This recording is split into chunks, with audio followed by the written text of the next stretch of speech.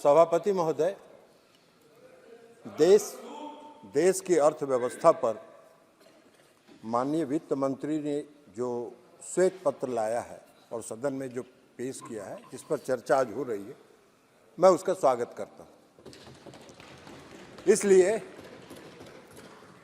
इसलिए कि देश में एक भ्रम की स्थिति पैदा हुई और भ्रम की स्थिति पैदा होने के साथ साथ भ्रम की स्थिति फैलाई भी जा रही थी कि देश की अर्थव्यवस्था चौपट है।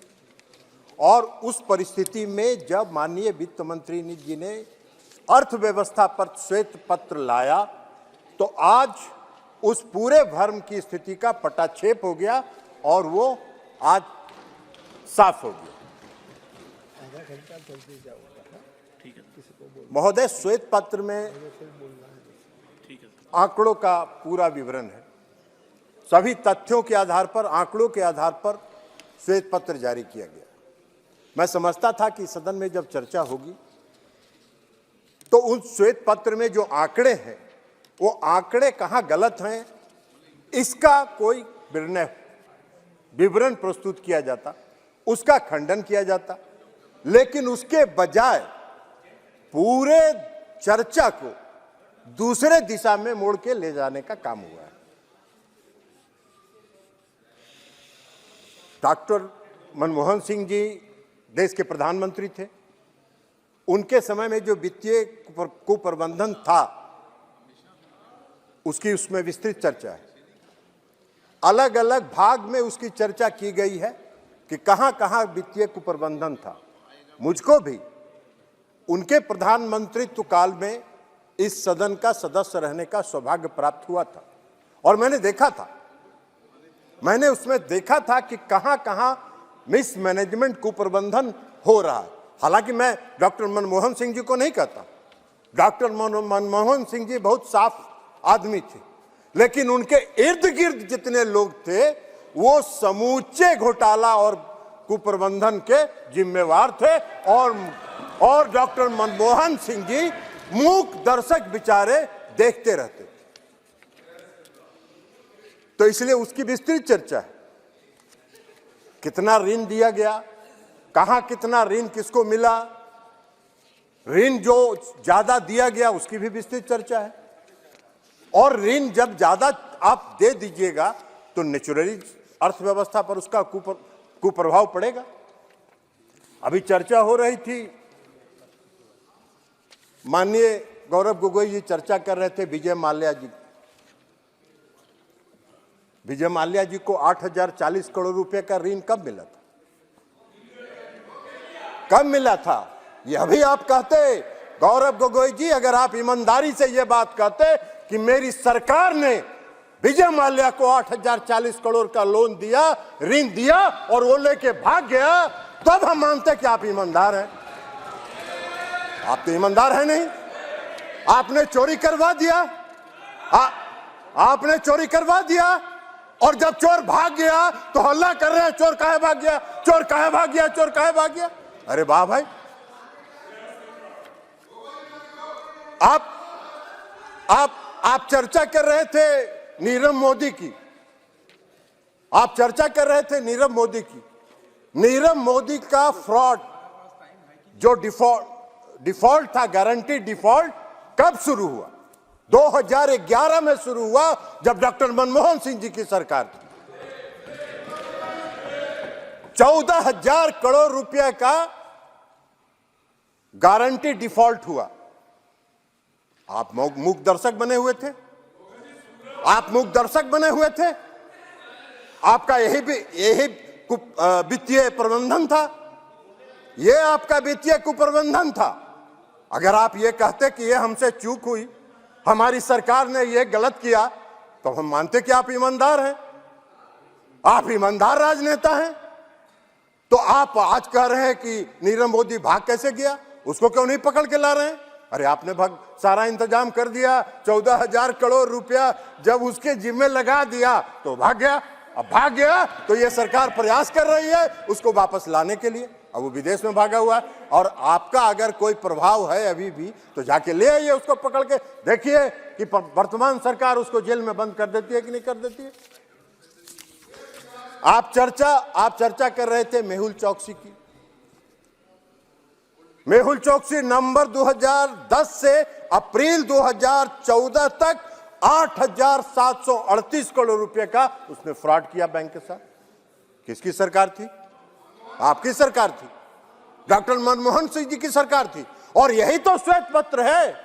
और श्वेत पत्र में है क्या? आपके वित्तीय कुप्रबंधन की चर्चा है श्वेत पत्र में। जो काम आपने किया है उसी को दर्शाया गया, उसी का आईना है इस श्वेत पत्र में। और आपको खराब लग रहा है। मनीष तिवारी जी बोल रहे थे, उन्होंने चर्चा शुरू की। उन्होंने कहा राइट टू एजुकेशन एक्ट हमारी सरकार ने शुरू किया। अरे इस देश में सर्व शिक्षा अभियान किसने शुरू किया था? इस देश में सर्व शिक्षा अभियान 2004 में 9वीं पंचवर्षीय योजना में आदरणीय अटल बिहारी वाजपेयी जी ने शुरू किया था। और उस समय राज्य और केंद्र की हिस्सेदारी 85% केंद्र की थी और 15% राज्य की हिस्सेदारी थी। आप वह 10वीं पंचवर्षीय योजना में भी लागू रहा, 11वीं पंचवर्षीय योजना में भी लागू रहा। लेकिन 2010 में उसको आपने खत्म कर दिया और उसको समाप्त कर दिया। और यही नहीं किया आपने। 2004 के बाद जब अटल जी ने शुरू किया था तो केंद्र की हिस्सेदारी थी, और जब आपने उसको खत्म किया तो सारा उसका लायबिलिटी राज्यों के माथे पर थोप दिया। और जितनी बहाली आपने की थी सब स्टेट्स के माथे पर थोप देने का काम किया। और 2010 में आप एक नया कानून लेके आ गए, राइट टू एजुकेशन। वाह भाई, यही आपका प्रबंधन था, यही आपके जनहित के काम थे, यही आप जनहित के काम कर रहे थे। यह कौन सा तर्क हुआ? तो कुतर्क आप अगर देते रहेंगे तो उसका तो कोई जवाब नहीं। मनरेगा की चर्चा कर रहे थे। आपने जब मनरेगा शुरू किया था उस समय 145 रुपए था मैंडेज, उसका जो मजदूरी था। आज 204 रुपया है इस सरकार में मजदूरी मनरेगा के मजदूरों का। आप उसकी चर्चा तो नहीं कर रहे थे। आप कहते कि भाई इस सरकार ने, वर्तमान मोदी जी की सरकार ने 204 रुपया मनरेगा के मजदूरों का बढ़ा दिया। आज बिहार में 209 रुपया।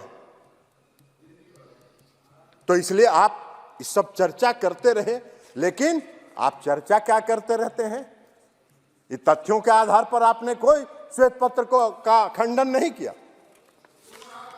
आप चर्चा कर रहे हैं घोटालों की, भ्रष्टाचार की। मैं भी सदन का सदस्य रहा, 15वीं लोकसभा में भी, 14वीं लोकसभा में भी और 15वीं लोकसभा में, जब आपकी सरकार थी 2010 से 2014 तक, 4 से 14 तक, 2004 से 2014 तक कोई ऐसा सत्र सभापति महोदय जब नहीं होता था, कोई ऐसा सत्र नहीं होता था जब एक नया घोटाले की चर्चा उस सदन में और उस सत्र में नहीं होती थी। कोई भी सदन। कोयला घोटाला हुआ, स्पेक्ट्रम घोटाला हुआ, हम किसी का नाम नहीं ले रहे। कोयला घोटाले में कौन कौन लोग थे सबका पर्दाफाश हो गया। स्पेक्ट्रम घोटाले में कैसे हुआ यह भी पर्दाफाश हो गया, सब जान गए। रक्षा घोटाला में कहां विमान की खरीद में, रक्षा के सामानों की खरीद में कहां सौदेबाजी हो रही थी, कमीशनबाजी हो रही थी, यह सब घोटाला की चर्चा हुई, उस सदन में चर्चा हुई। राष्ट्रमंडल खेल जो हो रहा था, कॉमनवेल्थ गेम्स, उसमें जो दिल्ली के आपके नाक के नीचे, आपकी सरकार के नाक के नीचे जो घोटाला हुआ उसको भी सबने देखा, इस देश ने देखा, हर व्यक्ति ने देखा। अब आप कह रहे हैं शारदा चिट फंड, कितना बड़ा घोटाला हुआ Sharda chit fund. Chit fund company ने किसका पैसा लेके गायब हुआ? कौन थे वो लोग जिनका पैसा लेके गायब हुआ शारदा चिट फंड के मार? मध्यम वर्ग के लोग, मजदूर वर्ग के लोग, उनका पैसा लेके गायब हुआ। और किसके राज में घोटाला हुआ शारदा चिट फंड? इस पर आपको बोलना चाहिए था, आप नहीं बोल रहे हैं, कोई नहीं बोल रहा है। तथ्यों के आधार पर आपको बोलना चाहिए, वह भी आप नहीं बोल रहे। कौन सा चर्चा करना चाहते हैं? और लेकिन हाँ, एक बात तो जरूर आपको कहना चाहिए था, आपको यह बात ईमानदारी से कहना चाहिए था, आप भी सदन के सदस्य हैं, कि 10 वर्षों में 2014 से 2019 तक मैं इस सदन का सदस्य नहीं था। लेकिन 2019 से हूं, आज तक कोई घोटाले की बात तो आप नहीं कर पाए। आज तक कोई घोटाले की चर्चा तो आप नहीं कर पाए। आप कोई घोटाला नहीं बहुत होता है तो घूम फिर के एक ही आदमी का नाम उजागर करते रहते हैं। अरे भाई, उनसे आपका कुछ व्यक्तिगत है मामला तो जाके बाहर में मिलजुल के सलट लीजिए, बात खत्म हो जाएगा, सलट लीजिएगा। आप यह क्यों संदेश उसको देना चाहते हैं कि मेरे पास आओ, मेरे पास आओ? तो इसलिए यह बात तो नहीं हुआ, आज तक कोई घोटाले की चर्चा नहीं हुई। आप स्याह पत्र लेके आए, हमने अखबारों में देखा। आज आप भी अभी भाषण दे रहे थे, सभी भाषण दे रहे थे, स्याह पत्र की आप चर्चा कर रहे थे। अगर श्वेत पत्र में आंकड़े गलत हैं, जो मैंने पहले भी कहा, तो उन आंकड़ों का खंडन करना चाहिए था। उन आंकड़ों को, चूंकि उसमें तो तुलनात्मक है, 2004 से 2014, 2014 से 2024 दोनों तुलना टेबल बना के दिया हुआ है। तो टेबल को आप कॉन्ट्राडिक्ट करते, एक एक आंकड़े को आप कॉन्ट्राडिक्ट कर सकते थे, जो आप नहीं कर पा रहे हैं। लेकिन आप कर क्या रहे हैं? फिर वहीं घूम फिर के आ जा रहे हैं। कोई घूम फिर के आ जा रहे हैं सीबीआई और ईडी पर। अरे भाई, सीबीआई ईडी पर बाहर जितना बोलता है बोलिए, लेकिन आप एक बात बताइए, मैं भी 2 साल 1.5 साल तक एनडीए से अलग रहा, और एनडीए से जब मैं अलग रहा तो कहां कोई मेरे यहां सीबीआई ईडी पहुंची? मेरे यहां तो कोई सीबीआई ईडी नहीं पहुंची। नीतीश कुमार जी के यहां तो कोई सीबीआई ईडी नहीं पहुंची। नीतीश कुमार जी भी विपक्ष के सूत्रधार थे जब हम अलग थे एनडीए से, तो नीतीश जी के यहां तो कोई नहीं पहुंची, हम लोग के यहां किसी के यहां नहीं पहुंची। लेकिन रोपे पेड़ बबूल का तो आम कहां से होए? अगर करिएगा भ्रष्टाचार तो फल तो मिलेगा ही उसका, कांटा तो गड़ेगा ही, मीठा आम कहां से मिलेगा?